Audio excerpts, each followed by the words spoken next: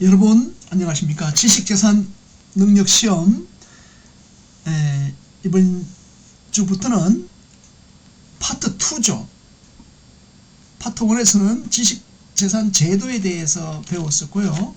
파트 2는 지식재산 창출에 대해서 내용을 알아보도록 하겠습니다. 먼저 지식재산 창출에는 크게 이렇게 3개 장으로 나눠질 수 있는데, 챕터 1에서는 지식재산 경영이 무엇인가, 지식재산 경영에 대해서 알아봅니다. 그리고 챕터 2에서는 특허 정보조사, 특허 정보조사에 대해서 방법이라든지 또 연산자들을 활용하는 것, 또 자료 정리하는 것, 이런 것들을 알아보도록 하겠습니다. 세 번째 장에서는 챕터 3에서는 특허 정보를 분석하는 것, 특허 정보 검색, 특허 정보 조사된 것을 가지고 어떻게 분석을 하는지에 대해서 알아보도록 하겠습니다. 그래서 여러분들이 우리 지식재산 능력 시험은 총 4편으로 파트 4까지 진행이 되는데, 내용들에 대해서 전반적으로 이해를 갖추는 이런 준비를 하면 되겠습니다. 자, 먼저 지식재산 경영의 개요에서 지식재산 경영이란 무엇인가, 그 정의에 대해서 한번 알아보도록 하겠습니다. 지식재산 경영이라고 한다면 기업이 특허, 상표, 디자인, 저작권, 또 영업비밀 등 다양한 지식재산권을, 지식재산 IP를, 지식재산을 전략적으로 창출하고 또 체계적으로 보호하며 적극적으로 활용하여서 기업의 경쟁력과 가치를 극대화하는 경영활동을 의미한다 라고 볼 수 있겠습니다. 그래서 지식재산 경영이라 하면 지식재산, 즉 IP, 뭐가 있었죠? 산업재산권인 특허, 실용신안, 디자인, 상표 외에 저작권, 영업비밀 등 다양한 또 신지식재산권도 포함해서 지식재산을 전략적으로 창출하고 또 체계적으로 보호하며 적극적으로 활용하여서 기업의 경쟁력과 기업의 가치를 극대화하는 경영활동이다, 이렇게 이해할 수 있겠습니다. 이러한 지식재산 경영은 단순한 권리 보유를 넘어서 지식재산을 핵심 경영 자산으로 삼아서 수익을 창출하고 시장 지배하는 것, 그리고 리스크를 관리하며 기업 이미지 제고까지 다양한 영역에서 활용하는 것을 목표로 한다, 이렇게 볼 수 있겠습니다. 그렇다면 과거로부터 현재까지 이제 지식재산이 등장을 하면서 어떻게 변화했는지, 특히 지식재산 경영의 변화에 대해서 알아보도록 하겠습니다. 우선 이제 종전에는, 과거에는 지식재산 관리라고, 경영이라기보다는 관리라고 해서 연구개발 결과물의 단순한 권리화에 머물렀다는 것입니다. 우리가 연구개발을 했다면 그것을 가지고 특허를 낸다든지 이렇게 단순한 권리화에 머물렀다면, 그러나 최근에는 다음과 같은 방향으로 적극적으로 변화하고 있습니다. 그 내용을 한번 보도록 하겠습니다. 크게 4가지 정도로 구분을 할 수가 있는데요. 첫 번째는 지식재산이 창출 중심에서 활용 중심으로 변화하고 있습니다. 발명과 창작, 예를 들면 저작권이라든지 이런 것들이죠. 발명과 창작을 넘어서 이를 수익화하고 사업화하는 전략적 접근이 강조되고 있습니다. 그래서 지식재산을 창출하는 데 관심이 있었다면 이제 그것을 활용하는 것, 활용한다는 게 뭐죠? 수익화하는 것, 또 사업화하는 이런 전략적 접근이 강조되고 있다, 이렇게 이해할 수 있겠습니다.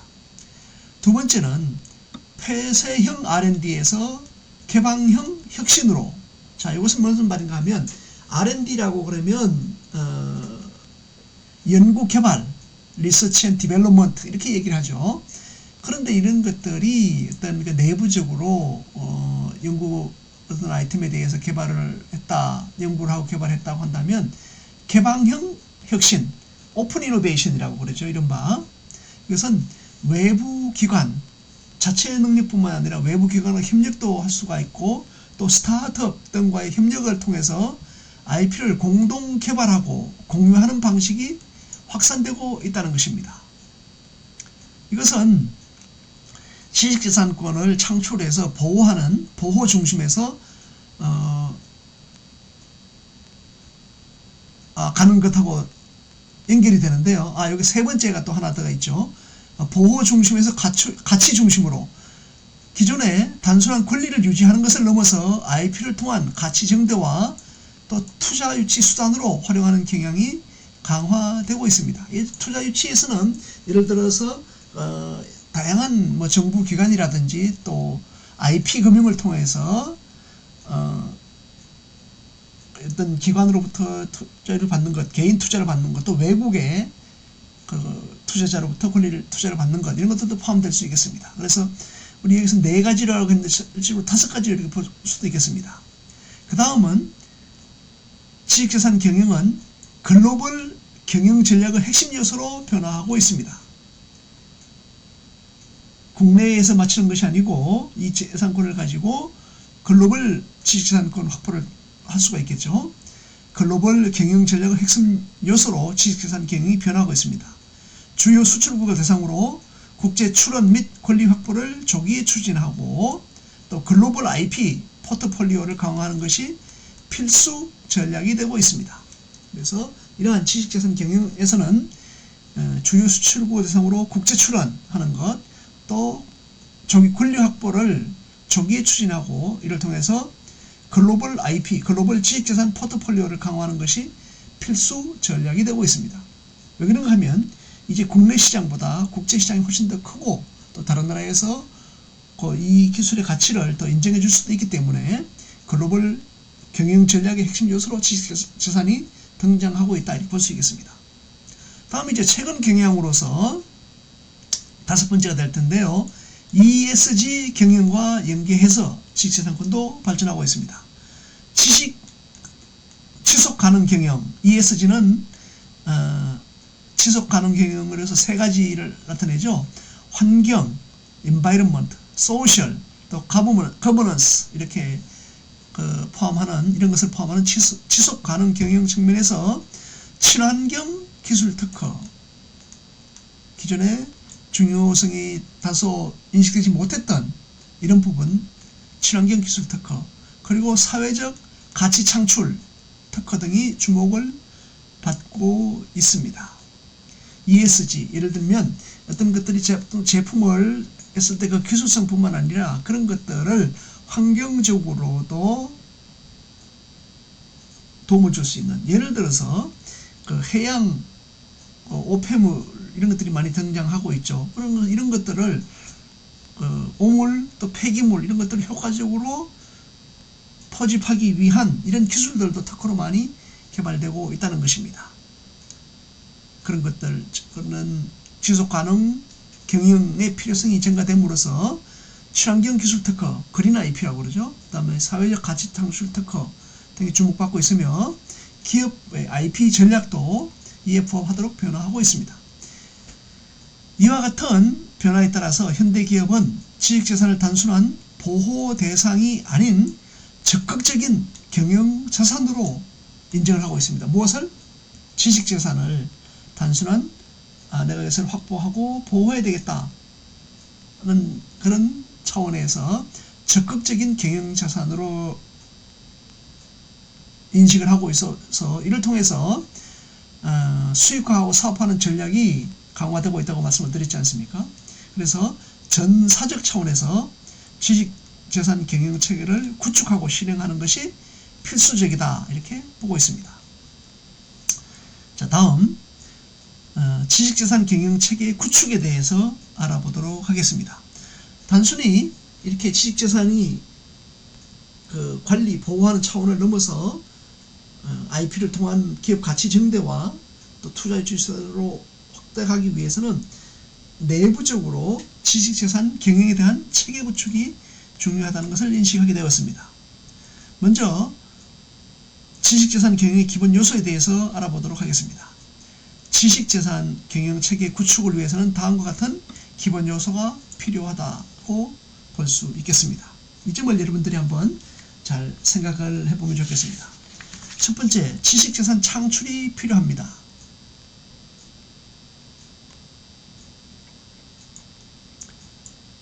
우선 연구개발 활동을, 이것을 R&D 활동이라고 그러죠. 연구개발 활동을 통해서 새로운 발명은 뭐죠? 발명을 보호하는 것을 특허입니다.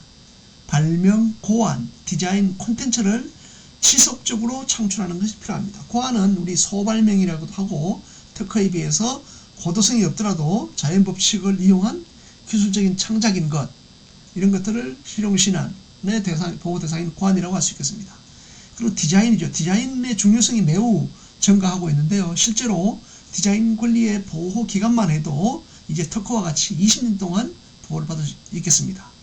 그리고 이제 콘텐츠입니다. 최근에 우리 SNS 등을 통해서 많이 지식들이 나눠지고 있죠. 다양한 경험, 체험, 또 콘텐츠, 그 내용 등들이 개발되고 있고, 또 그걸 통해 수익도 많이 이루어지고 있습니다. 그래서 연구개발 활동을 통해서 발명, 고안, 디자인, 콘텐츠 등을 지속적으로 창출하는 것이 기반입니다. 기본이 되는 것입니다. 기본 요소가 되는 것이죠.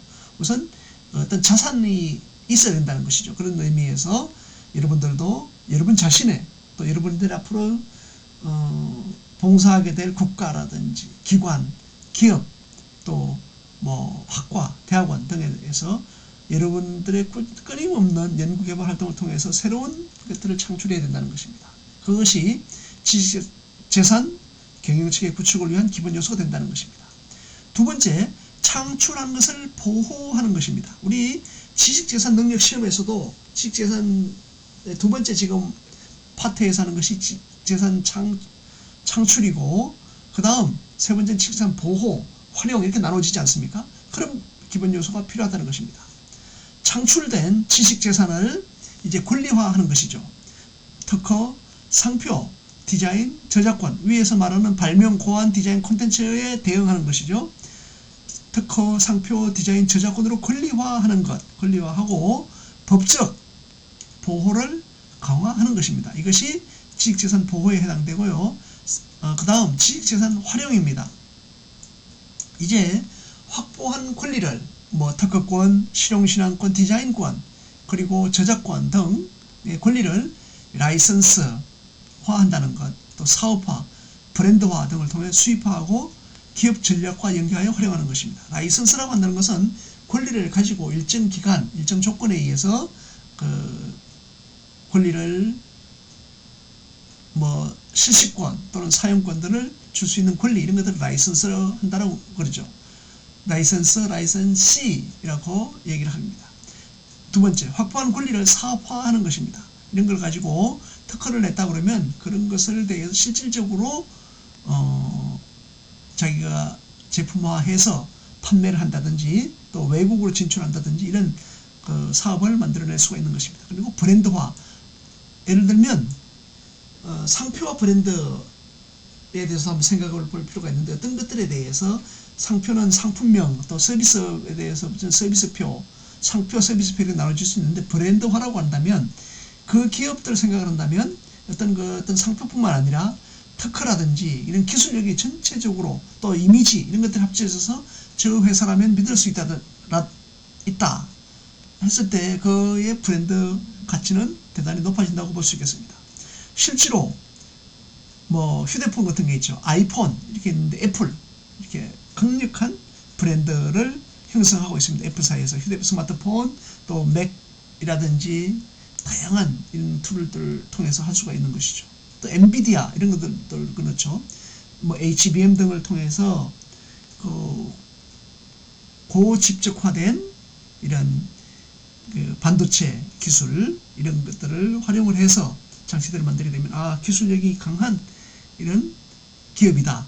또 테슬라 이렇게 하면 전기차라든지 자동화, 그 다음에 우주 로켓 정도까지도 우주 사업 분야에서도 많이 진출을 하고 있죠. 이렇게 강력한 기술력을 나타낼 수 있는 브랜드화 등을 통해서 수익화를 하는 것, 지식재산을 활용을 해서 수익화하고 기업 전략과 연계하여서 활용하는 것, 이런 것들로 전하고 있습니다. 그래서 단순히 기술의 권리화 뿐만 아니라 그것을 보호하는 것, 특허로서 권리로서 보호하는 것, 그리고 세 번째는 지식재산으로 확보한 권리를 통해서 라이선스, 사업화, 브랜드화 등을 통해 수익화하고 기업 전략과 연계하여 활용하는 것이 중요해지고 있습니다. 그 다음 지식재산 수익화 및 가치평가입니다. 이것이 우리가 지금 보고 있는 것이 뭔가 하면 지식재산 경영의 기본 요소를 얘기하는 것이죠. 지식재산 경영은 이렇게 창출, 보호, 활용을 넘어서 지식재산 수익화 및 가치평가를 하는 것입니다. IP를 활용한 직접적인 수입 창출과 함께 자산 가치 평가를 통해 기업 가치를 증대시킨다. 최근에 IP 금융이 1천억이 넘었다고 하는 이런 정부기관의 발표도 있습니다. IP 금융은 뭔가 하면 IP 지식재산권이죠. 이것을 정부가 지정한 기관, 금융기관, 기술 보전기금, 또 여러분들이 잘 아는 국책은행 이런 등도 있죠. 기업은행, 산업은행, 또 국민은행 등등의 다양한 은행 등을 통해서도 그것을 가치 평가를 통해서 IP 금융이라고 해서 예를 들면 기업인들이 대출을 받을 경우에 종전에는 뭐 자기의 대표의 또 기업의 부동산 등을 담보로 해서 대출을 받으려고 그러니까 스타트업이라든지 자산이 없는 부족한 뭐 청년이라고 이렇게 한 경우에는 대단히 그 자금을 끌어오기가 어려웠죠. 쉽지 않았었는데 이것을 지식재산권을 가치평가를 통해서 기업 대출을 받고 이렇게 해서 기업 가치를 증대시킬 수 있는 이런 것입니다. 기술을 가지고 평가를 했을 때 이게 수백억 수천억이 나왔다 이렇게 한다면 엄청난 또 기업 가치가 인정되는 그렇게 효과를 얻을 수 있는 것입니다. 이와 같이 지식재산의 경영의 기본 요소로는 지식재산 창출하는 것, 보호하는 것, 그리고 활용하는 것, 지식재산 수익화 및 가치평가 이런 것들이 기본 요소가 필요하다는 것을 여러분들이 인식을 하면 좋겠습니다. 또 시험에서도 이런 것들을 염두에 두고 판단을 한다면 그 결과를 잘 얻을 수 있을 것입니다. 다음 이러한 것을 진행하기 위한 지식재산 조직에 대해서 알아보도록 하겠습니다. 지식재산 조직입니다. 효율적인 지식재산 경영을 위해 전담 조직, 지식재산 전담 조직 구성이 필요하다라는 전제가 있습니다. 먼저 기업에서는 지식재산 관리부서를 설치하는 것입니다. 자, 이것은 연구개발부서와 긴밀히 협력하여 R&D 하는 것. 종전에는 R&D 하는 건 R&D만 연구개발만 열심히 한다고 했는데 이제 지식재산을 관리하는 부서를 설치를 하게 됩니다. 연구개발 부서와 긴밀히 협력하여 발명, 고안, 디자인 등을 조기에 권리화하고 IP 기반 사업화를 추진한다. 이렇게 하는 지식재산 관리 부서를 설치하는 것이 필요합니다. 이런 것이 연구전담 부서, 이런 또 연구소 설치 이런 것들을 통해서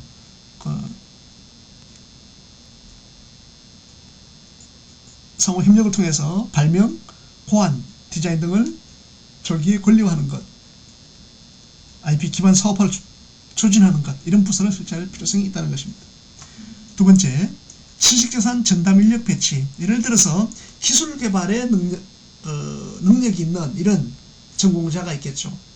뭐 이과 학생이라든지 예를 들어 뭐 전자공학, 기계공학, 또 AI, 화학, 농수산, 공업 다양한 분야에 연구개발 인력이 있다면 그것을 지식재산 관리부서를 설치하고 지식재산을 전담하는 인력을 배치할 수 있습니다.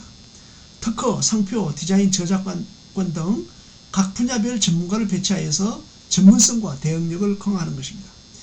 회사마다 뭐 이렇게 변리사를 둘 수도 있지만은 변리사가 아니더라도 지식재산 능력 시험 등을 통해서 자격이 인정된 이런 사람들을 지식재산 전담 인력으로 배치함으로써 이것이 특허 대상이 되는구나, 또 어떻게 등록을 받을 수 있겠는가, 어떻게 대응을 해야 되는가, 이런 부분들에 대해서 분야별 전문가를 배치하여서 전문성과 대응력을 강화합니다. 예를 들어 상표, 회사가 개발된 기술을 가지고 어떻게 고객에게 효과를 전달할 수 있는가, 디자인도 있겠고 상표도 있을 텐데 상표도 아주 강력한 것이 될 수 있습니다. 여러분들이 운동화를 신는다고 할 때 예를 들어서 뭐 국내외에 유명한 그 상표들도 있지 않겠습니까? 브랜드, 뭐 나이키, 뭐 등등의, 여러분 또 하고 있는 게 뭐가 있습니까? 뭐 국산 상표도 있고 이렇게 있는데, 그런 게 있다고 그러면 그런 것들을 잘 알 수 있는 그 가치를 충분히 알 수가 있겠죠. 상표 가치도 어마어마한 것입니다. 브랜드 디자인의 가치도 그런 것이고, 그런 것들의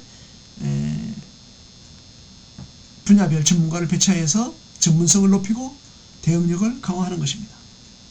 그 다음 지식재산 조직을 통해서 선행기술 조사 체계를 구축하는 것입니다. 이것은 연구개발이 연구개발에 충실할 수 있도록, 매진할 수 있도록 연구개발 초기 단계에서 선행기술 조사를 수행하여서 기술 개발 방향을 전략적으로 설정하는 것을 지식재산 조직을 통해서 할 수 있다는 것입니다. 선행기술 조사 체계를 구축하는 것입니다. 그 다음 글로벌 관리 체계를 구축하는 것입니다. 해외 출원 및 권리 확보를 체계적으로 지원하기 위해서 국제 출원, 특허의 국제 출원 PCT가 있고, 상표 출원은 국제 출원을 마드리드 조약이라고 하는 것을 통해서 할 수 있습니다. 그리고 디자인은 헤이그 조약을 통해서, 협약을 통해서 글로벌 출원을 및 권리 확보를 할 수가 있는데, 이런 걸 하기 위한 전문 인력을 지식재산 조직을 통해서 할 수 있다는 것입니다. 그 다음 분쟁 대응 조직을 강화하는 것입니다. 이제 지식재산 조직을 통해서 기업에서 개발한, 창출한 IP에 대해서 침해 여부가 이루어지고 있는지에 대한 침해 모니터링, 그리고 분쟁에 대응하는 것, 소송 지원 등을 전담하는 조직을 구축하여 리스크를 사전에 차단하고 대응한다. 이런 것은 지식재산 능력을 갖추신 전문가, 직원도 있겠고, 또 변리사, 변호사 등을 통해서 분쟁 대응에 신속히 대응할 수 있는 능력을 키우는 것입니다. 반드시 기업의 변호사나 변리사를 갖추면 좋겠지만은 또 그 운영하게 대한 부담도 많죠. 비용도 많이 들고 있기 때문에 여러분과 같은 지식재산 능력을 갖춘 전문가들이 합쳐서 이런 것은 변호사가 필요하다, 변리사가 필요하다 하는 판단을 한다면 지식재산 조직이 아주 효과적으로 운영되는 도움이 될 것입니다. 그 다음 지식재산 조직을 통해서 내부 규정 및 제도를 정비할 수 있습니다. 지식재산에서는 직무발명 보상제도라고 하는 것이 매년 이렇게 개정되고 있는데요. 2024년 개정발명법, 최신의 발명진흥법을 반영을 할 수 있는 하도록 내부 규정을 또 제도를 정비하는 것입니다. NDA라고 그러죠. 비밀 유지 계약을 기업과 체결할 수 있습니다. 개발자와 할 수도 있고, 이런 것들을 개발한 것들에 대해서 언제 기업이 전략적으로 시장에 내야 될 것인가, 이런 게 할 수 있지 않겠습니까? 그런 것들에 대한 비밀 유지 계약을 체결할 수도 있겠습니다. 그리고 공동 개발 계약, 자사의 연구원뿐만 아니라 타 기관, 스타트업 등과도 공동 개발 계약을 하는 것, 그리고 라이센스 계약 등 내부 규정을 체계화하고 또 사내 교육을 강화하는 이런 부분들이 필요한 것입니다.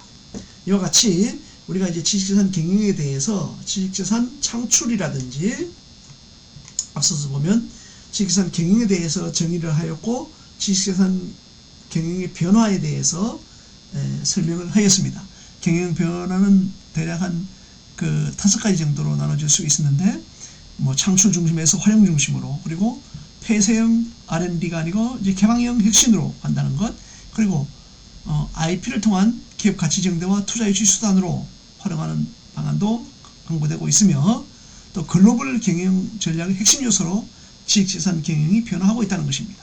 그리고 ESG 경영과 연계하여서 이것은 지속가능 경영 측면에서 친환경 기술 특허, 사회적 가치 창출 특허 등이 주목받고 있으며, 기업 IP 전략도 이에 부합하도록 변화하고 있습니다. 그리고 방금 우리가 이해한 지식재산 경영 체계를 구축하는 이런 결과도 가질 수 있고, 지식재산 조직을 편성하는 것도 준비를 하고 있습니다.